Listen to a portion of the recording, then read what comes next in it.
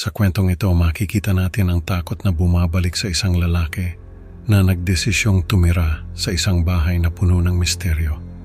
Habang siya ay nagtatrabaho sa gabi, unti-unting umuusbong ang mga kakaibang tunog at presensya na tila nagmamasid sa kanya. Ano nga ba ang koneksyon ng mga takong na naririnig niya sa dilim at sa mga nakaraang nangyari sa bahay?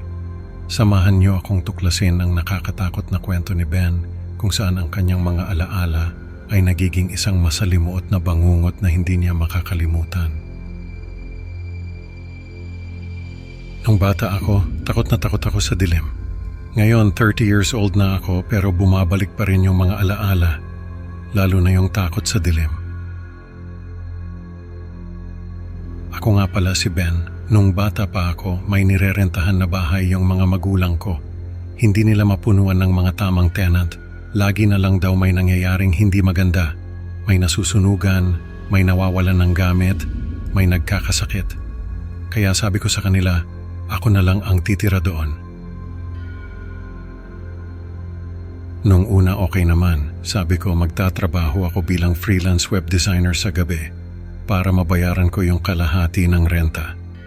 Isang gabi, habang nagtatrabaho ako, narinig ko yung tunog ng mga takong ng sapatos sa labas ng bahay. Hindi ko na sana papansinin, pero ang tagal bago nawala yung tunog. Nung una inisip ko na baka babae lang na umuuwi mula sa pag-inom. Pero lumipas ang mga araw, mas naging madalas yung tunog ng mga takong sa gabi. Napansin ko rin na parang walang tao sa mga bahay sa paligid.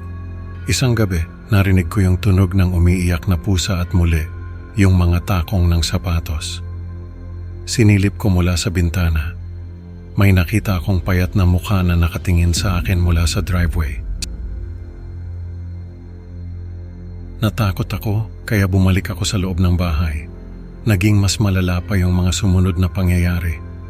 Narinig ko yung tunog ng mga hakbang sa loob ng bahay. May nararamdaman akong presensya. Tumakbo ako pabalik sa kwarto ko at sinubukan kong harangan yung pinto gamit yung gitara ko.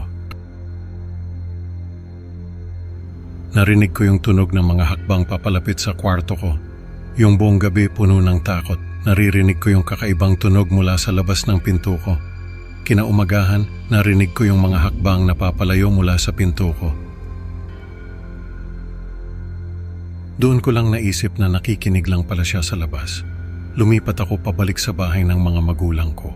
Inireport namin sa pulisya yung nangyari. Pinalitan nila yung mga kandado at nakahanap ng bagong mga tenant para sa bahay. Doon ko lang naisip na hindi pala nakatali sa lugar yung presensya. Ako yung hinahabol niya. Paulit-ulit kong naririnig yung tunog ng mga takong sa gabi. Paulit-ulit kong nakikita yung mukha sa mga alaala ko. Isang ulat mula sa pulisya ang natanggap ng mga investigador. Nawawala ang isang binata at ang tanging natagpuan sa kwarto nito ay ang hindi pa nailalathalang kwento na isinulat ng binata. Naniniwala ang mga investigador na isang babae ang maaaring may kinalaman sa pagkawala ng binata at marami pang ibang kaso ang may kaparehong deskripsyon ng babae. Sa kwentong ito, natutunan ni Ben na ang takot ay hindi lang sa dilim kundi sa mga alaala na hindi natin maiiwasan. Salamat sa pakikinig, mga ka-creepy. Huwag kalimutang i-like at mag-subscribe para sa mas marami pang nakakatakot na kwento. Excited na akong makita kayo sa susunod na upload. Tandaan, minsan ang mga alaala ay mas nakakatakot pa sa mga multo. Hanggang sa muli.